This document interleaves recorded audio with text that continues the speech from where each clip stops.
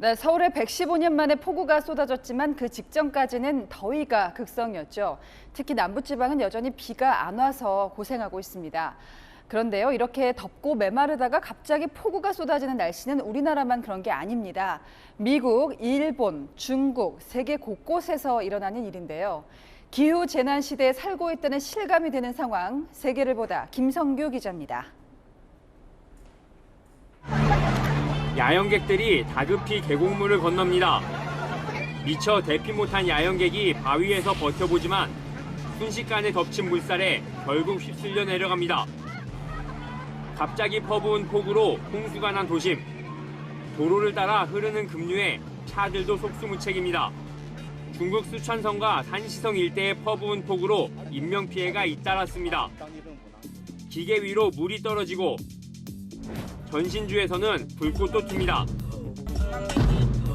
What the is that?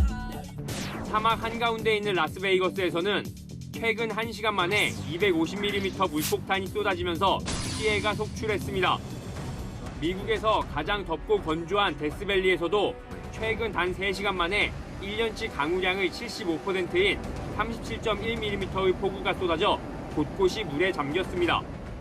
이 지역에선 천년에 한 번 일어날까 말까한 폭우입니다. Automobiles, everything from buses to automobiles to homes, it literally in the middle of the water, on the side of the road. And you think to yourself, what in God's name happened to those?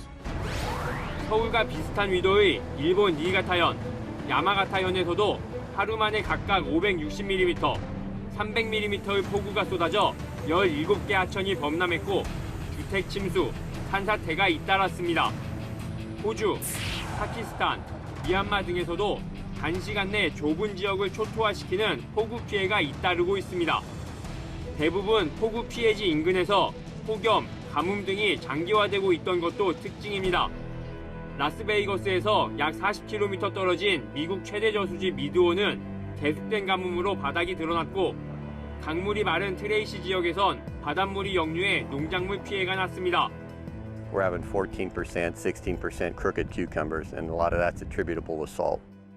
최근 폭우 피해가 난 일본의 도쿄에선 사상 최장 기간인 14일 연속 폭염이 이어지기도 했습니다. 한 지역에서 폭우와 폭염이 동시에 일어나는 극단적인 기후가 점점 늘고 있습니다. 기후학자들은 대기가 담은 수증기의 양은 정해져 있는데 폭염과 가뭄으로 수증기가 계속 쌓여 한 번에 폭발하는 형태라는 겁니다. 기상학계에서는 지구 온난화의 기인한 현상으로 추정합니다. 과거와 달리 요즘은 자연재해를 이야기할 때 복합재난을 이야기를 합니다. 폭염이 생기고 가뭄이 생기고 이걸로 한 시즌이 만들어지는 게 아니고요. 그게 끝나자마자 다시 폭우가 생기고 홍수가 생기는 이런 것들이 돌발적으로 발생을 하고 있습니다. 기상 이변에 따른 대가는 적지 않습니다. 올해 상반기 자연재해로 인한 세계 사망자는 4,300명, 손실액은 85조 1,800억 원에 달했습니다. 기상 이변에 대한 국제사회의 공동 대응이 절실한 상황입니다. 채널A 뉴스 김성규입니다.